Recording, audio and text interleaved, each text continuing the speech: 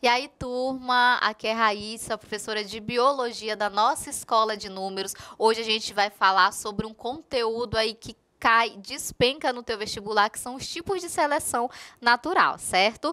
Já aproveita e se inscreve aqui no nosso canal, deixa aquele joinha pra gente e aproveita essa aula, anota aí tudo que tu puder que eu vou falar aqui, tá certo? Então, vamos começar?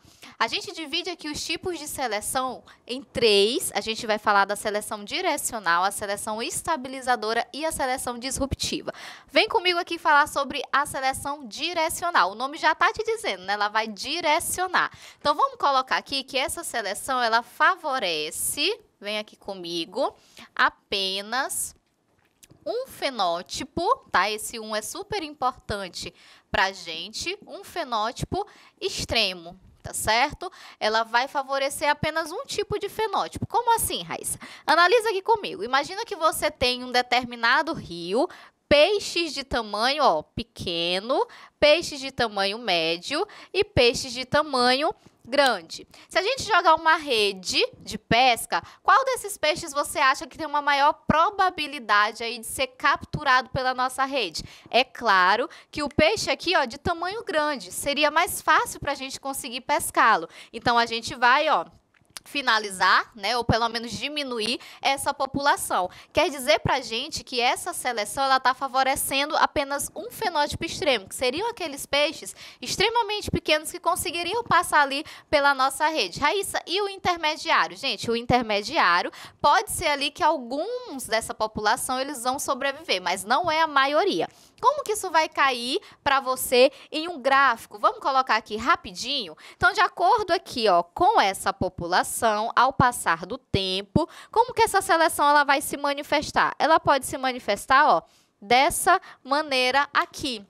Então, o que você observa é apenas um lado, né, um extremo prevalecendo. Raíssa, poderia vir aqui do outro lado? Poderia, se quem fosse favorecido fosse o nosso peixe aqui maior. Tudo certo? Vamos aqui para a nossa seleção estabilizadora.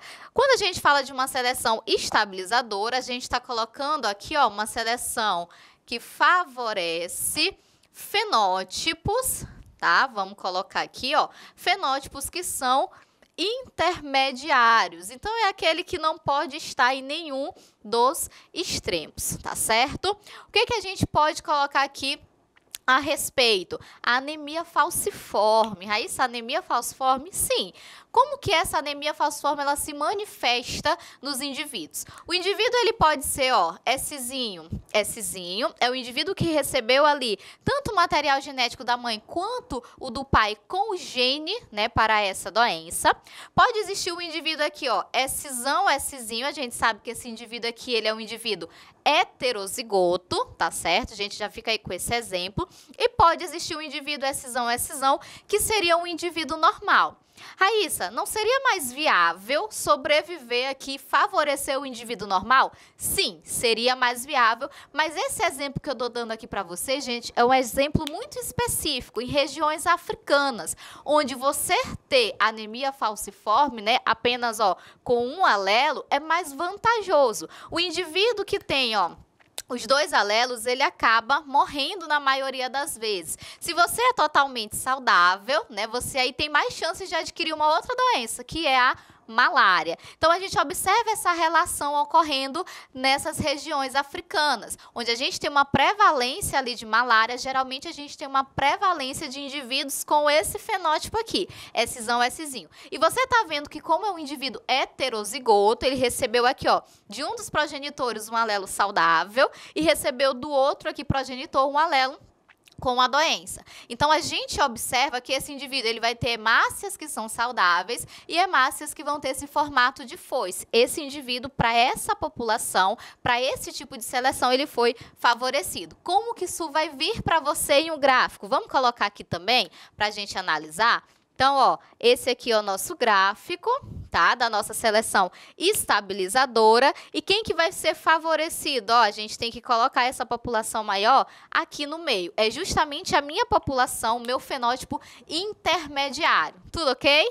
Vamos aqui para nosso último tipo de seleção, que é a seleção disruptiva. Qual é a característica dessa seleção disruptiva? Vamos colocar favorece, coloquem aí, ó, favorece os fenótipos extremos. Então, aqui a gente já observa que pode favorecer os dois fenótipos extremos, tá certo?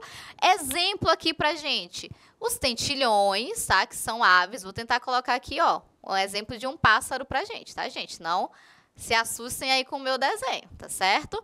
Então, observem que a gente tem 3 pássaros, um bem pequenininho, um médio e um grande.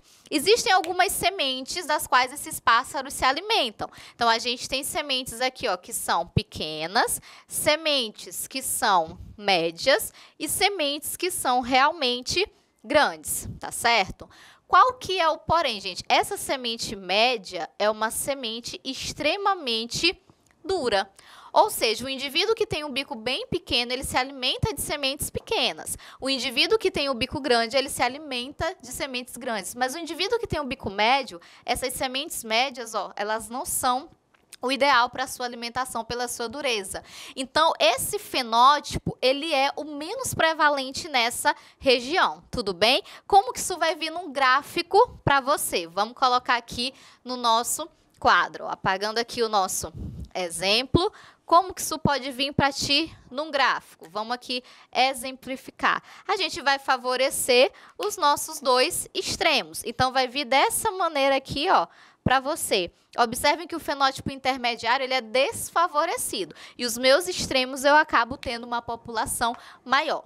Então, essas foram as nossas dicas sobre os tipos de seleção natural. Tenho certeza aí que você aproveitou muito esse vídeo. Eu te espero nos nossos próximos vídeos e até lá!